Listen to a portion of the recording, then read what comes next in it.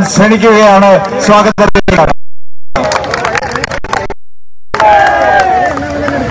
அன்பார்ந்த பெரியவர்களே, தாய்மார்களே, எல்லா நம்முடைய மலையாளி சொந்தங்களே, பிரியப்பட்ட மலையாளி சகோதர சகோதரிகள் எல்லாருக்கும் நான் வணக்கத்தை தெரிவித்துக் கொள்கின்றேன். இன்னைக்கு நம்முடைய வயநாடு தொகுதியை பொறுத்தவரை இந்தியாவுடைய விஐபி தொகுதி.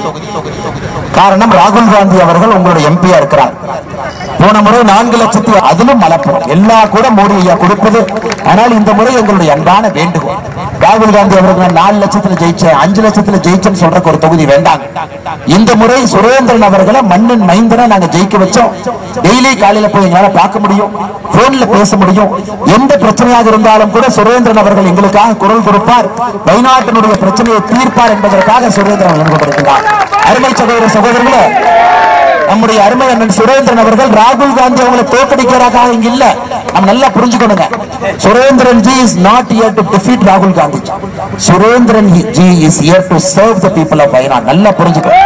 நாம் இங்க இருப்பது ராகுல் காந்தி அவர்களை தோற்கடிப்பதற்காக நம்ம வரலீங்க, மக்களுக்கு சேவை செய்வதற்காக வந்திருக்கோம். ஏன்னா தோற்கடிப்பதற்காக வந்து தோற்கடிச்சு கிளம்பி போயிடும், நம்ம அதுக்காக வரல. நாம் இங்க இருப்பது வயநாடு மக்களுக்கு அடுத்த 5 ஆண்டு காலம் அடிப்படையாக வேலை செய்ய வேண்டும், ஒரு மாற்றத்தை கொடுக்க வேண்டும். Surendran ji is committed to serve the people of Wayanad for the next 5 years in his term to bring fundamental changes at the grassroots level.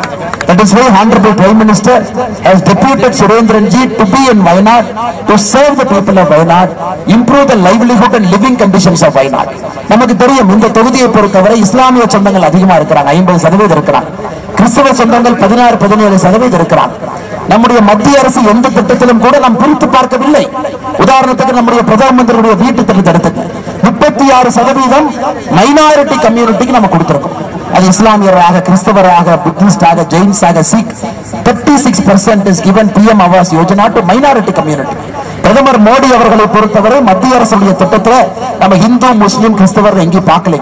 ஆனா இன்னைக்கு காங்கிரஸ் தான் இந்து முஸ்லிம்